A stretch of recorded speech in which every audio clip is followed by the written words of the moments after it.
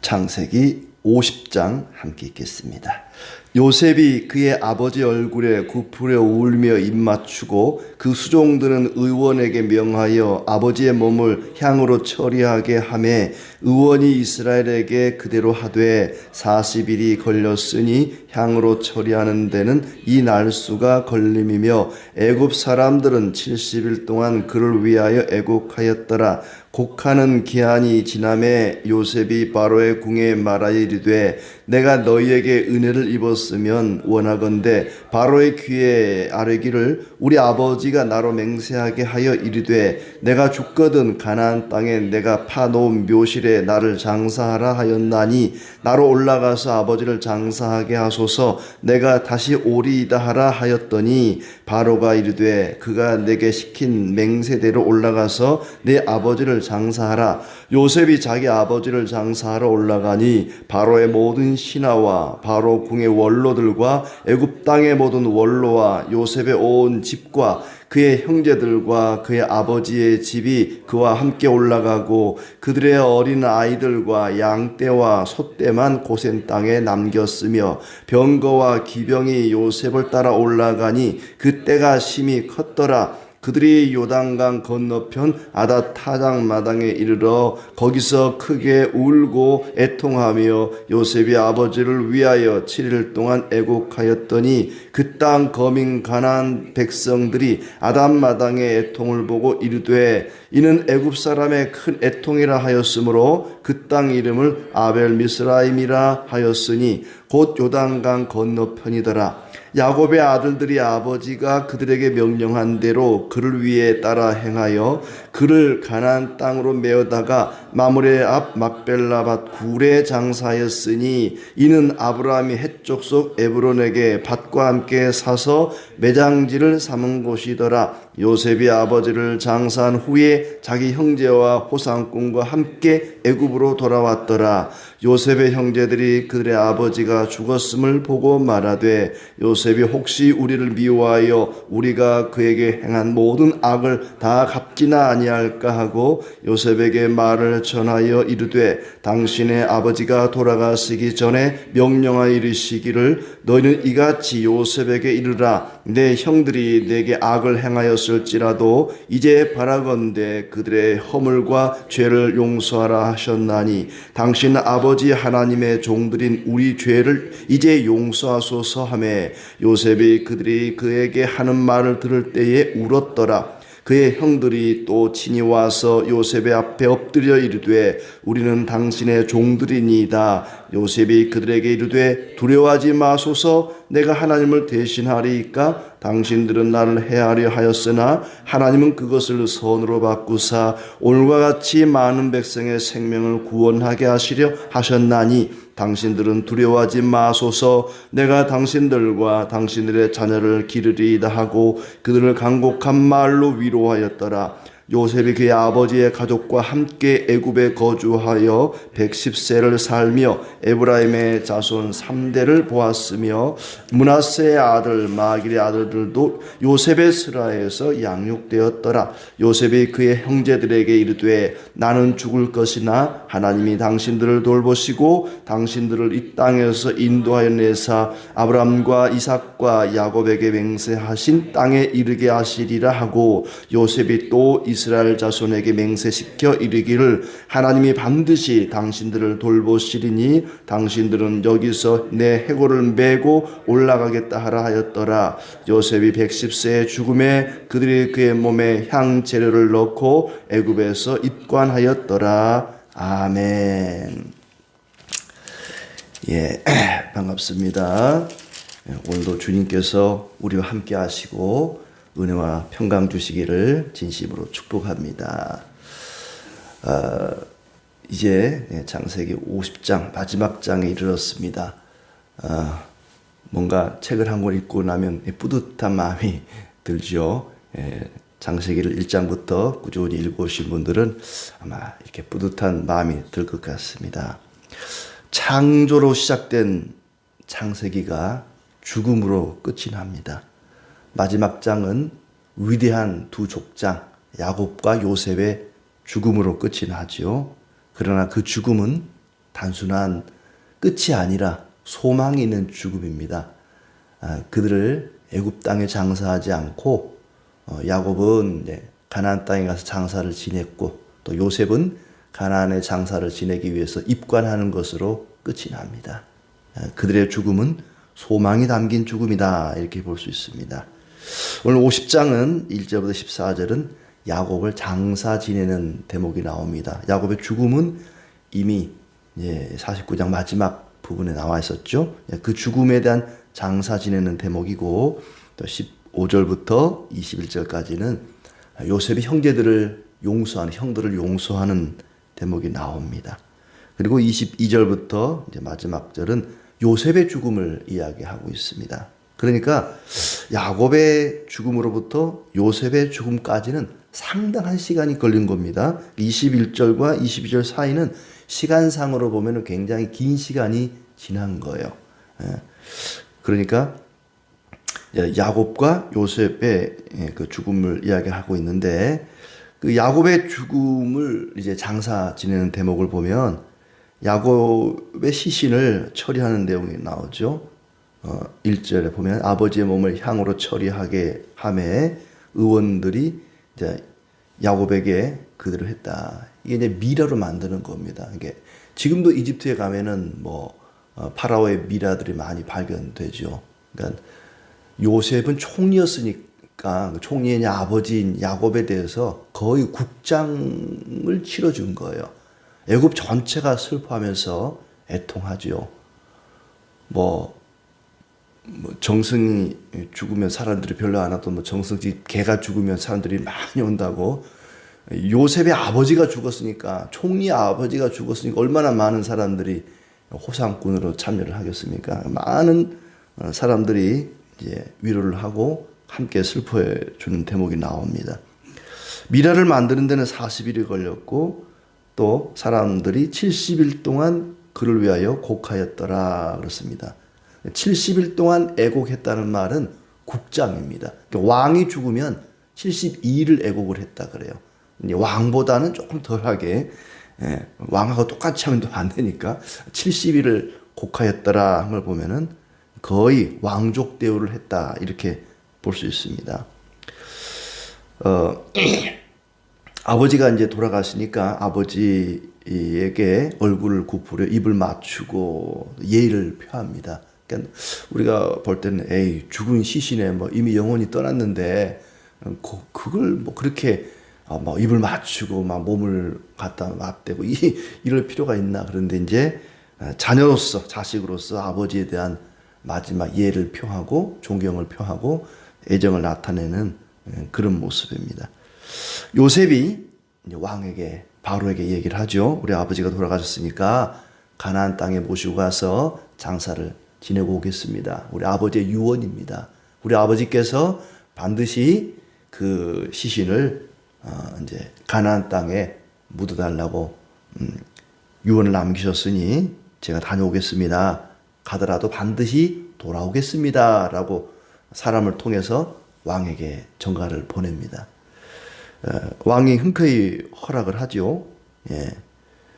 그 길이 무려 500km 정도 됩니다. 여기서 부산까지 가는 것보다 훨씬 더 긴 거리인데, 그러니까 나중에 그 길이 출애굽하는 길이 되죠. 그러니까 물론 그 직선거리로 간 건 아니지만은 애굽에서 가나안을 가는 것이 출애굽이죠. 자기들은 모르죠. 우리가 지금 출애굽 예행 연습한다. 이거 모르지만은 하나님께서는 그렇게 출애굽을 미리 사전에 답사하게 하는 그런 과정을 거치게 하는 것입니다. 바로가 흔쾌히 허락을 합니다. 6절에 바로가 이르되 그가 내게 시킨 대로 맹세대로 올라가서 네 아버지를 장사하라. 허락하지 못할 일이 없죠.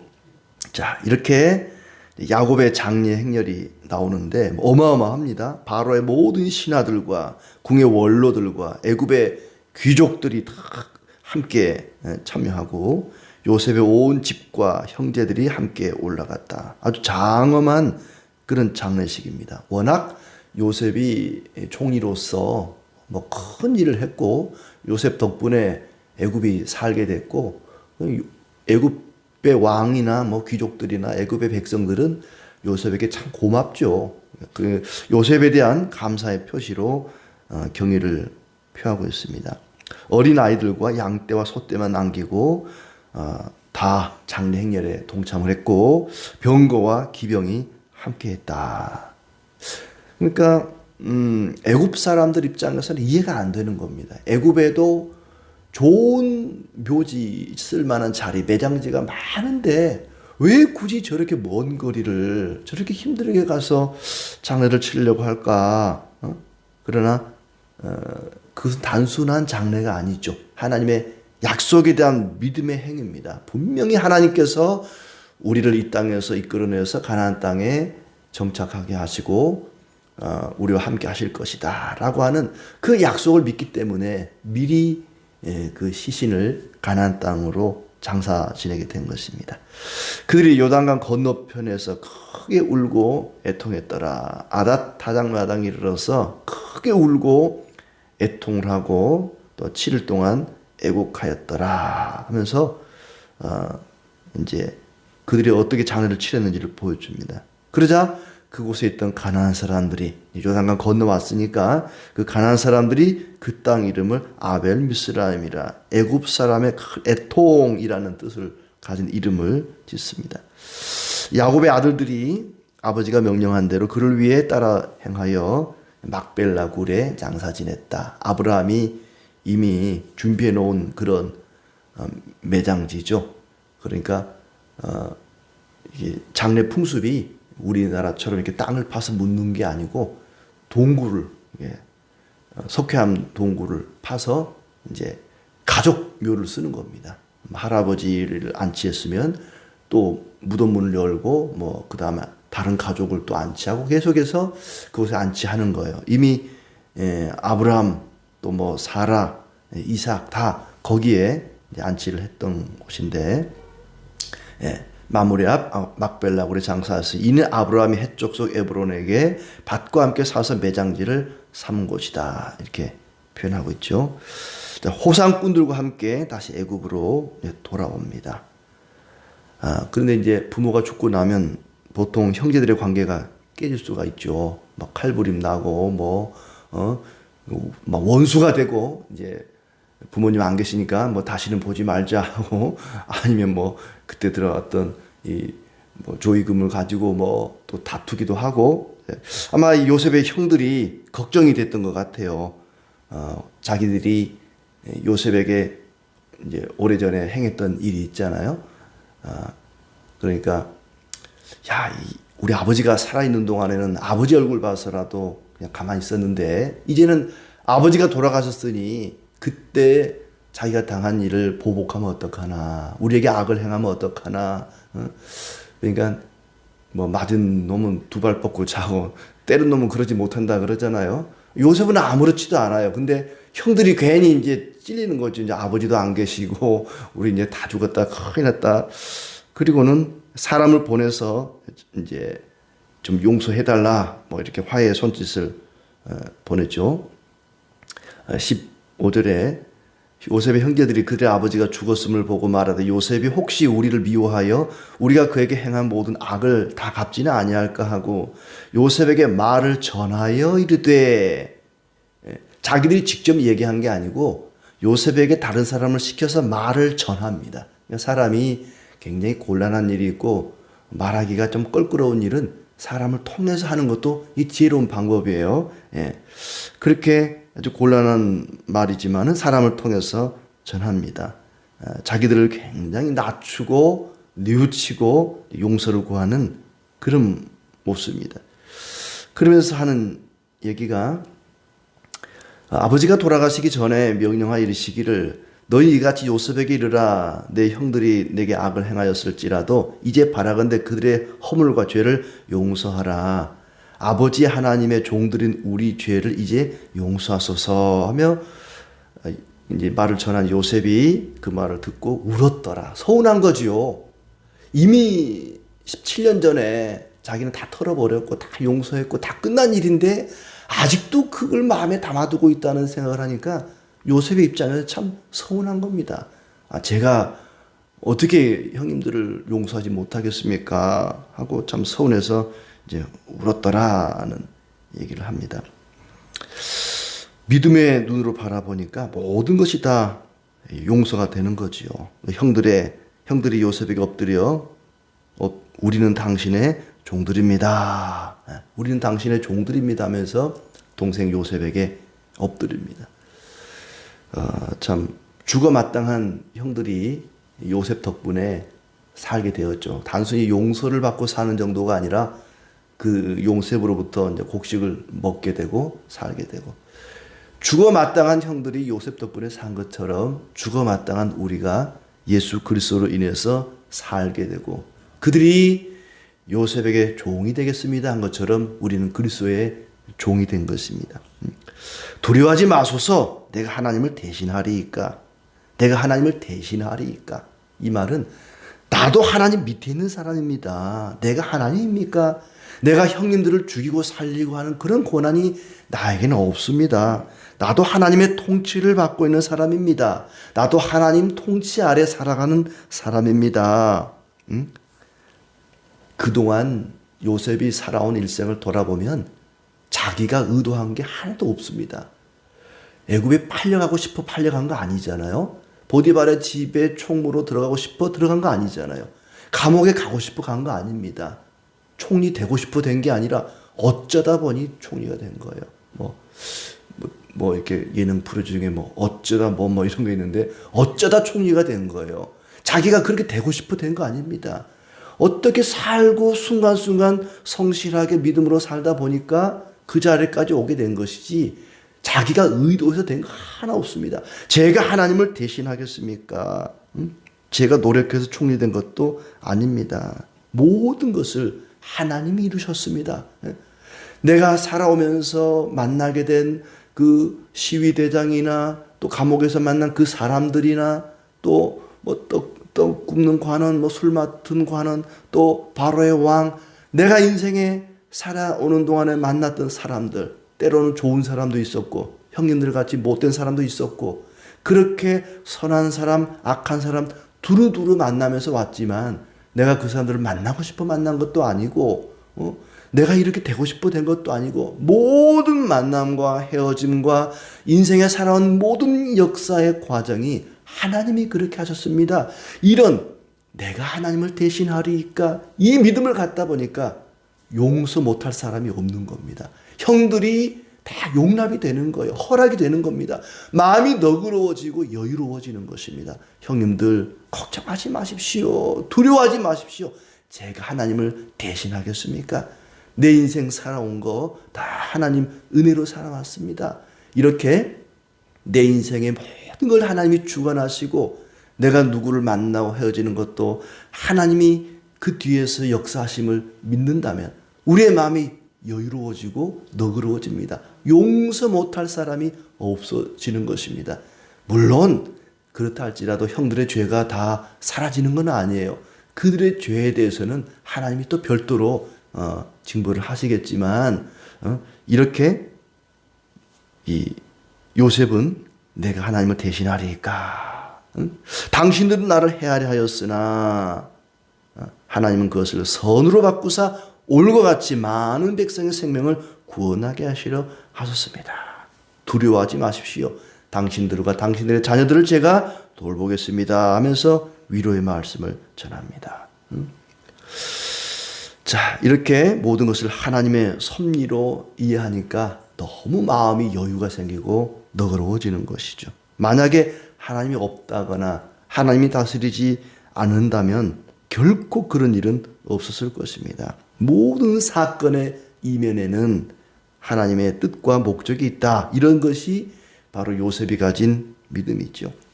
그리고 22절부터 마지막 절은 요셉의 죽음인데 110세에 죽습니다.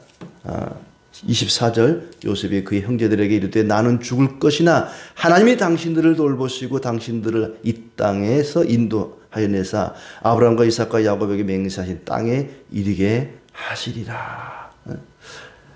하나님이 반드시 당신들을 돌보시리니 당신들은 여기서 내 해골을 메고 올라가겠다 말씀하면서 요셉이 자기의 계획을 말하는 것이 아니라 하나님의 계획을 말하면서 죽습니다. 그렇게 유언을 남기고 이제 입관됐다라고 끝을 맺고 있죠. 증손자까지 봤다고 이야기를 합니다. 요셉은 한결같이 하나님만을 바라보며 믿음으로 인생을 달려온 사람입니다.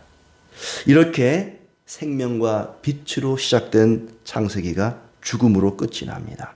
빛이 있으라로 시작된 말씀이 곡소리로 끝을 맺습니다. 만약에 성경이 창세기 한 권뿐이라면 절망으로 끝이 납니다. 그러나 성경은 창세기로 끝나지 않습니다. 출애굽기부터 요한계시록까지 있습니다. 우리 그것을 잊지 말아야 할 것입니다. 원래 성경은 창세기부터 민수기, 신명기까지 한 권이죠. 한 권인데 뒤에 사람들이 읽기 편하게 이렇게 나눠 놓은 거예요. 그러니까 출애굽기 맨 처음 1장 1절은 그리고로 시작을 합니다. 그러니까 이 모세오경을 나눠 놓은 것은 사람들이 읽기 편하게 나눠 놓은 것이지 원래는 이제 토라 그래서 한 권의 책입니다. 창세기 50장 끝났다고 야 끝났다 이렇게 생각하시면 안 되고 계속 이어진다는 것을 알고 그 뒤에 하나님께서 어떻게 생명의 역사를 이끌어 가시는지 우리는 말씀을 통해서 계속해서 살펴가기를 원합니다. 사람은 죽어도 하나님은 여전히 살아계셔서 돌보십니다. 요셉이 남긴 마지막 유언입니다. 사람은 죽지만 하나님은 여전히 살아계셔서 우리를 돌보신다. 이 믿음을 가지고 오늘도 여유롭고 넉넉한 마음으로 모든 사람을 사랑하고 용서하고 신실하게 하나님만을 바라보며 살아가는 우리의 삶이 되기를 축복합니다.